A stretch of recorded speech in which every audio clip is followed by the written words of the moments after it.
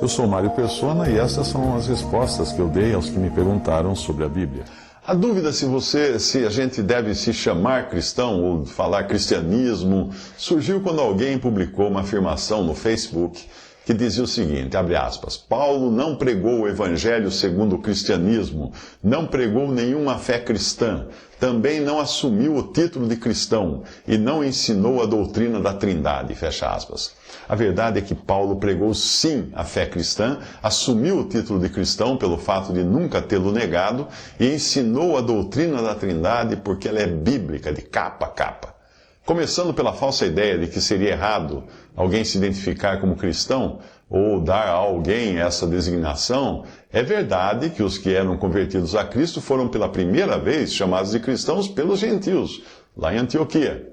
A Bíblia diz assim, sucedeu que todo um ano se reuniram naquela igreja e ensinaram muita gente. E em Antioquia foram os discípulos pela primeira vez chamados cristãos, Atos 11, 26.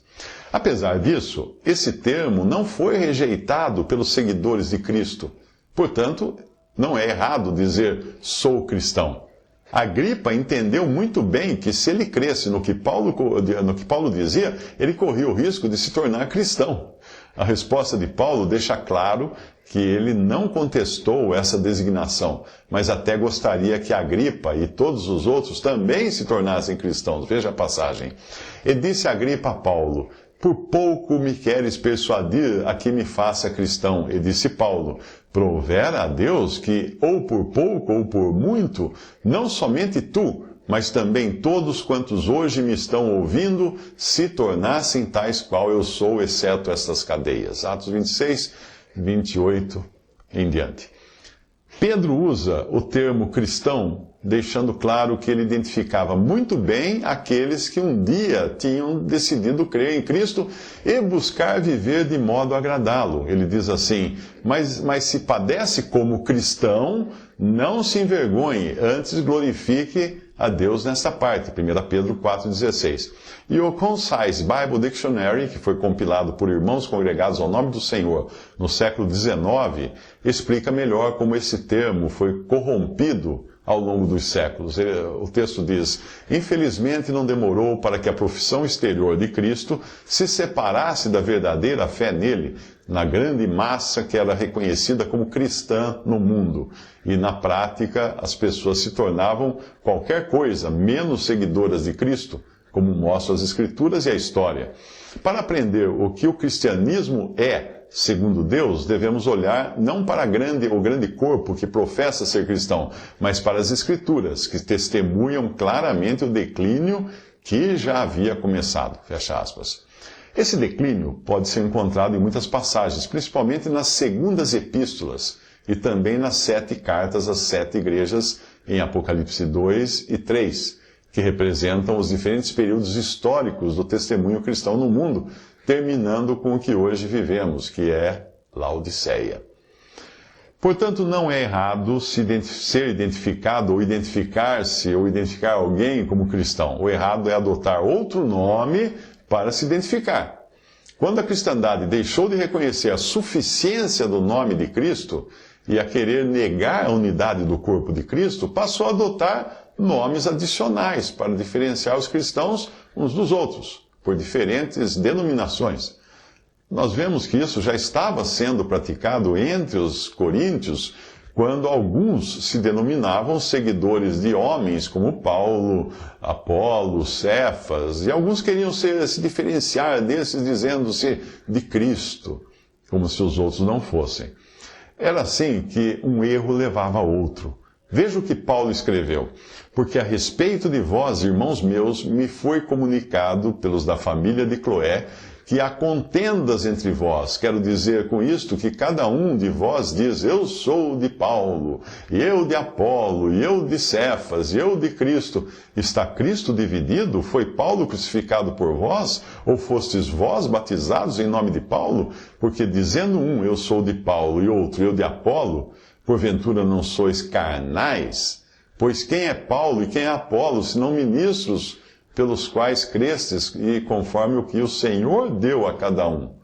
Porque nós somos cooperadores de Deus, vós sois lavoura de Deus, edifício de Deus, segundo a graça de Deus que me foi dada. Aí eu, como sábio arquiteto, o fundamento e outro edifica sobre ele, mas veja cada um como edifica sobre ele. Porque ninguém pode pôr outro fundamento além do qual já está posto, o qual é Jesus Cristo. Fecha aspas. Leia o contexto todo em 1 Coríntios 1, de 11 a 13 e 3, de 1 a 11. Mais adiante, Paulo explicaria que eles não estavam exatamente dizendo eu sou de Paulo, eu de Apolo, mas estavam se dividindo como seguidores de outros irmãos cujos nomes Paulo prefere não citar, trocando-os por Paulo e Apolo, não só para evitar constranger alguns, como também para não fazer propaganda e chamar a atenção para alguns que poderiam gostar dessa promoção. Ele escreve: e eu, irmãos, apliquei essas coisas por semelhança a mim e a Apolo, por amor de vós, para que em nós aprendais a não ir além do que está escrito, não vos ensoberbecendo a favor de um contra outro. 1 Coríntios 4, 6. Até aqui sobre o termo cristão, mas o mais grave do que a pessoa postou foi a afirmação de não existir na Bíblia a palavra Trindade, e de Paulo nunca ter ensinado isso. Que a palavra Trindade não existe na Bíblia é certo, como também não existe a palavra inferno, que foi usada pelos tradutores para passagens que dizem no original Geena, Hades ou Lago de Fogo. O fato de não existir uma palavra não invalida o significado dela, o que é ensinado sobre o que a palavra foi usada para designar. Para justificar a suposta não existência de um único Deus em três pessoas divinas e distintas, usa-se passagens como estas. Veja só. Ouve Israel, o Senhor nosso Deus é o único Senhor, Deuteronômio 6,4.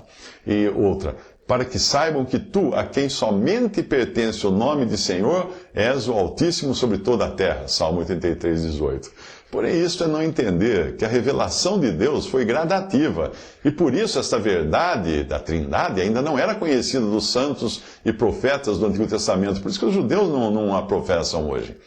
Paulo deixou muito claro que o homem natural não compreende as coisas do Espírito de Deus porque lhe parecem loucura e não pode entendê-las porque elas se discernem espiritualmente. Mas o que é espiritual discerne bem tudo e ele de ninguém é discernido. Porque quem conheceu a mente do Senhor para que possa instruí-lo, mas nós temos a mente de Cristo. 1 Coríntios 2, de 13 a 15. Por isso, tentar explicar que existe um só Deus em três pessoas divinas e distintas a um cético ou incrédulo é como querer explicar a um peixe que existem seres vivos fora da água, que respiram normalmente. Ele não vai entender nunca. Somente a mente espiritual é capaz de entender verdades espirituais que a lógica humana não poderia jamais conceber. Se Paulo não ensinou, tintim por tintim, a doutrina da Trindade, isso não significa que ele mesmo não a conhecesse e cresce nela. Ele também avisou que depois da sua partida viriam outros que iriam deturpar as Escrituras em busca de discípulos. E foi o que aconteceu logo depois da partida dos apóstolos, quando começaram a surgir heresias negando a divindade de Cristo, negando a Trindade, negando tantas outras coisas. Mas a mente espiritual não terá dificuldade em detectar a Trindade explícita ou implícita nas palavras de Paulo, como na sua saudação em 2 Coríntios 13, 14, a graça do Senhor Jesus Cristo e o amor de Deus e a comunhão do Espírito Santo seja com todos vós. 1, 2, 3. Qualquer um que tenha passado da aula do 2 e aprendeu a contar até 3... irá reparar nas três pessoas citadas nessa passagem. Antes disso, o Senhor Jesus já havia instituído o batismo em nome da Trindade, para demonstrar o pé de igualdade que as três pessoas tinham nessa ordenança do batismo. Ele disse: portanto, ide e fazeis discípulos de todas as nações, batizando-os em nome do Pai, e do Filho e do Espírito Santo. 1, 2, 3. Mateus 28, 19. Mais uma vez, quem aprendeu a contar até 3 não terá dificuldade com essa passagem. Aí não diz em nome de Deus, de Jesus e de uma força ativa, mas menciona textualmente o Pai, o Filho e o Espírito Santo. 1, 2, 3. O que dizer do tríplice testemunho ouvido e visto no batismo de Jesus? E logo que Jesus saiu da água, viu os céus abertos e o Espírito que, como pomba, descia sobre ele. E ouviu-se do Pai uma voz dos céus que dizia: Tu és o meu Filho amado em quem me comprazo. Marcos 1, de 10 a 11. 1, 2, 3. Mas voltando ao que Paulo ensinou, veja o que ele diz em Atos 20 e 28.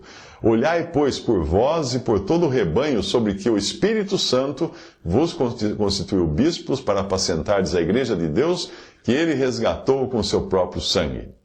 Bom, considerando que Deus não possui uma forma corpórea, mas o Filho de Deus sim, a maneira correta de se entender a passagem é que o sangue ali não é sangue de Deus, mas é o sangue que pertence a Deus, ou seja, o sangue do Filho de Deus que se fez homem. Em Efésios 3, de 14 a 17, Paulo volta a mencionar a Trindade com estas palavras: Por causa disso me ponho de joelhos perante o Pai de nosso Senhor Jesus Cristo, do qual toda a família nos céus e na terra toma o nome, para que, segundo as riquezas da sua glória, vos conceda que sejais corroborados com poder pelo seu Espírito no homem interior, para que Cristo habite pela fé nos vossos corações. 1, 2, 3. Outra passagem você encontra em Romanos 8, de 9 a 11. Vós, porém, não estáis na carne, mas no Espírito, se é que o Espírito de Deus habita em vós. Mas se alguém não tem o Espírito de Cristo, esse tal não é dele. E se Cristo está em vós, o corpo, na verdade, está morto por causa do pecado, mas o Espírito, humano aí no caso, vive por causa da justiça. E se o Espírito Santo, daquele que dentre os mortos ressuscitou a Jesus, habita em vós, aquele que dentre os mortos ressuscitou a Jesus Cristo, também vivificará os vossos corpos mortais pelo seu Espírito que em vós habita. E em 1 Coríntios 12, ao falar das manifestações espirituais, ele explica que a pessoa da Trindade, pessoa da Trindade, cada coisa compete quanto aos dons, no original, espirituais, aí, ministérios e operações. Veja só. Ora, há diversidade de dons, mas o Espírito é o mesmo. Há diversidade de ministérios, mas o Senhor é o mesmo. E há diversidade de operações, mas é o mesmo Deus que opera tudo em todos. 1 Coríntios 12, de 4 a 6. E se você ainda não se convenceu de existir uma ordem trinitariana nas coisas de Deus, que tal mais essa passagem? Mas vindo à plenitude dos tempos, Deus enviou seu Filho, nascido de mulher, nascido sob a lei, para remir os que estavam debaixo da lei, a fim de recebermos a adoção de filhos.